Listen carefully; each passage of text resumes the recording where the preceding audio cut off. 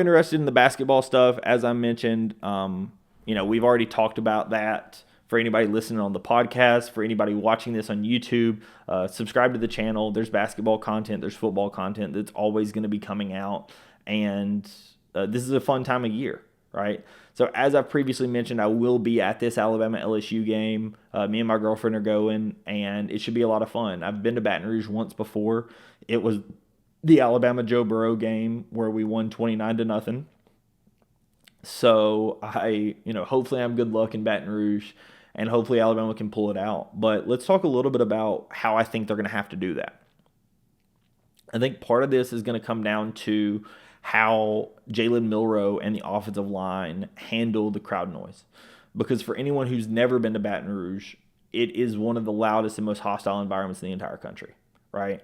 Not to say anything poor about Alabama, because I thought like the Alabama-Georgia game was an electric atmosphere, but Baton Rouge is absolutely incredibly loud. Their fans are super passionate. They're also going to be super hammered, right? This is just a fun place to play in a very tough environment for Alabama. And this game is very consequential, right? I'm recording this on Tuesday night before the college football playoff results come out. So just take that with what you know. As of right now, Alabama is ranked 11th in the AP poll, whereas LSU is 14th. We will see how it looks when it comes to the college football playoff. But my expectation for this is that the loser of this game probably does not make the playoff, right? I can't fully guarantee that, but there is a very good chance that the loser of this game is out of the playoff race, as they will have 3 losses. So that's what the stakes are, right? Not just the stakes of the SEC West, or the old SEC West, a hostile rivalry, DeBoer's first time going down to Baton Rouge, playing against some former players. LSU's second leading receiver currently is Aaron Anderson, a guy who transferred from Alabama.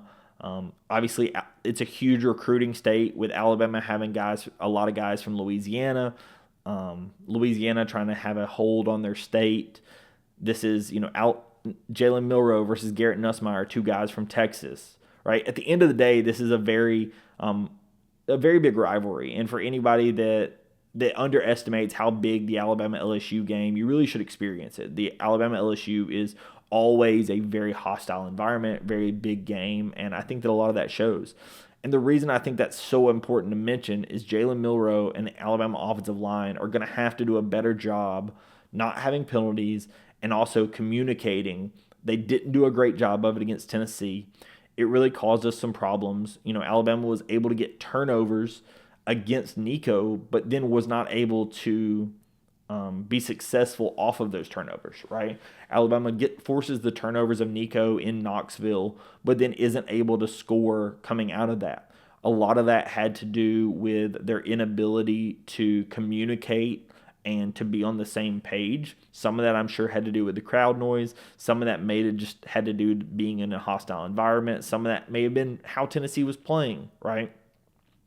But that's something that's going to be really important in this game, is Alabama understanding what the noise is, understanding how they need to handle it, staying in sync on offense, and then the defense playing a tough game, right?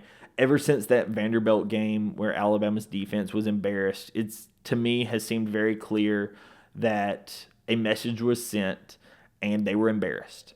And Kane Womack was embarrassed, and a message was sent to the guys that we have to be better. And I thought they have been, right? They've been much better. They obviously preserved the shutout against Missouri.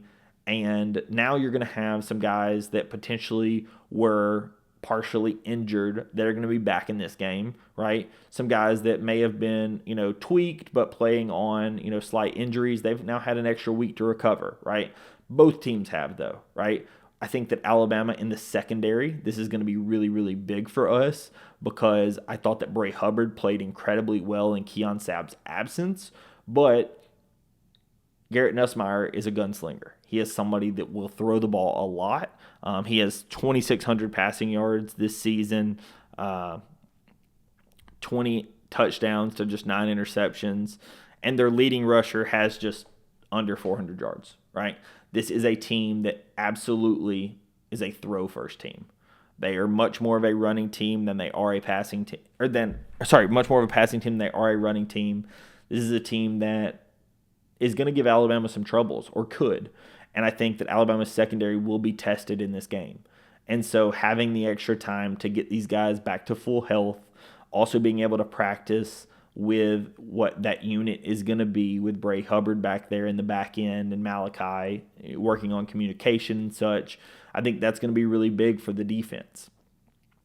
So I think in this game that Alabama definitely has to just play their game. I think that if Alabama plays their game, they have a good chance of winning this game. I think that somebody that's going to have some success in this game clearly is going to be Milroe, but I think it's going to be Milroe's legs.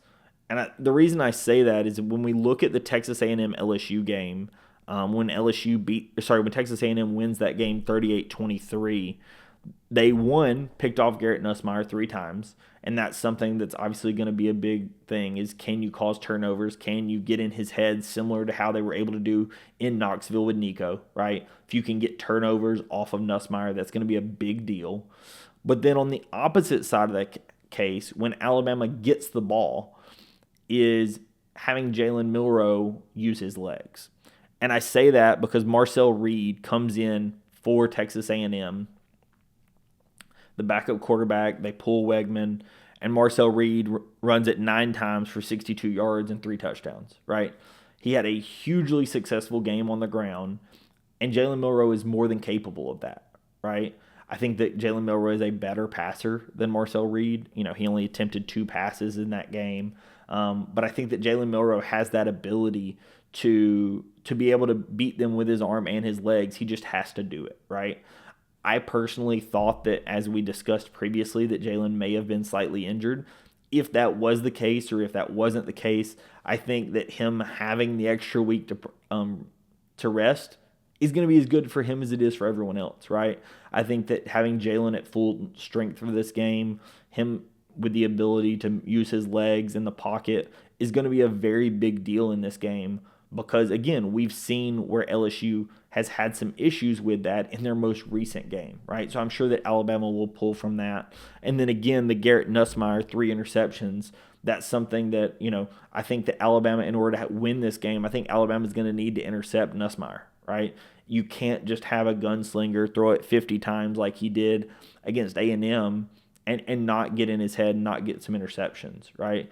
Because if he throws it 50 times and he's completing his average completion, which is 62%, right? If you're not intercepting it, it's going to be a long day for the Alabama defense, right? So I think those are kind of your keys to the game. Obviously turnovers, but I think on the offensive side, it's going to be partially just making sure that the crowd noise doesn't affect you as much as possible and playing your game, right? This game potentially could be impacted by weather. We will see what ends up happening. It looks like there's a hurricane forming in the tropic. It, as of now, will not be hitting before game time. We will see how that ends up happening. Obviously, I'm sure there are contingency plans in place if that ends up happening. I hope for my sake, since I am going to the game, that it does not hit. Would love clear skies for this game, because I think these teams deserve it, and this will be a very, very good game. The last thing I want to talk about is defense, right? And the reason I mentioned defense is Alabama has had a little bit of an issue at moments protecting Jalen Milroe. And again, we talked about the offensive line and their communication. But that because Alabama has had some issues at moments protecting Jalen Milroe, I think some guys that Alabama definitely needs to look out for is Braden Swinson and is it Savion Jones. These are 2 guys for LSU, both with over 4 sacks on the year. Swinson has actually 8 sacks this season. Jones has 4.5 sacks. Those are 2 guys we're going to need to watch out for. I don't know if y'all follow any of the stuff that Nick Kelly puts out during the game, but he's been kind of keeping a running total of the number of pressures and number of penalties that our offensive line has given up. And by far the person on the offensive line that's given up the most is Elijah Pritchett. So seeing how he is able to handle the pass rush in this game is going to be something that you're going to want to watch for.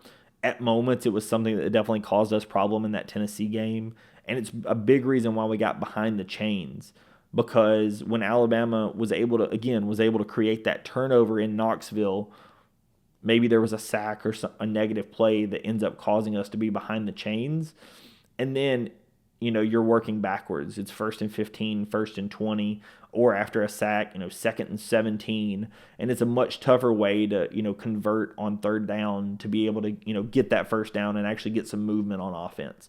So that's something I definitely want to watch in this game. I'm curious how Alabama defends some of these defenders that have been wrecking havoc in the backfield. So that's definitely something I want to watch in this game. I wouldn't say that it's the only key to the game, but I definitely think that it is a very large key to the game as it relates to how the offensive line is handling, A, the crowd noise, and then B, the pass rush, right? If LSU is having to bring pressure to get to Jalen Milroe, and Milroe is able to replace that blitzer with the ball like we saw in the Georgia game, then I think Alabama will have some success. However, if like Tennessee, LSU is able to bring just 4 and still get to Jalen, much bigger issue, right? Because if they're able to just bring 4 and they're able to keep 7 back in defense, but still get the pressure on Jalen and he's not able to use his legs, right? If he's able to use his legs, then this is kind of a moot point. But if they're able to, keep contain, he's not able to break contain, and they're able to neutralize him to a degree with just rushing 4, it could be a long day for Alabama and Baton Rouge, right? I really think that Alabama has the ability to win this game. There's something about Kalen DeBoer in what I consider a very big game, and somebody that knows the stakes are incredibly high with 2 weeks to prepare. I think that Kalen DeBoer is going to have the team ready for this game. I think that they understand the stakes that they're playing in. I think partially for that Tennessee game, they were not prepared for how loud it was going to be. I don't expect that to be the case for this LSU game. I would expect that there to have been additional preparations as it pertains to crowd noise. So I do think the team is going to be a little bit more prepared for this one than they may have been in that Tennessee game. And I think that Alabama wins this game. I think that it's a very close game. I think that it potentially comes down to the wire. But I do think that Alabama can win this game. I'm looking at this potentially being like a 31-24 kind of game, 31-28. I do think that this is, within a single score. Is it possible that either team blows the other one out? Sure, absolutely, especially as it comes to turnovers, right? If Garrett Dustmeyer gets intercepted a lot, if Jalen Milroe has, either turnover issues or whatever, I think there's definitely a possibility that either team blows the other one out. I would love to see a great game, in person. It's always fun to see a close one, but, personally, I do think this will be a close game. I am very curious how this ends up shaking out. Like I said, there's a lot of stakes in this game due to the college football playoff. And like I said, I do think this is mostly an elimination game as it relates to that playoff. We will see when the playoff rankings come out, and anybody watching this probably has already seen them, as it's not going to come out until Wednesday. But as I said, just wanted to make sure that y'all are aware, this is what's going on. If you have enjoyed the content and you're interested in learning more, please subscribe to the channel. Follow me over on Twitter. You'll see a lot more information as it pertains to Alabama football and basketball. This is going to keep going for as long as the football team does, and basketball will keep going, beyond then. So if you are interested in the content and do enjoy it, please subscribe to the channel. I would appreciate it. Thank you so much, everyone, for watching, and I will catch you in the next episode. Peace.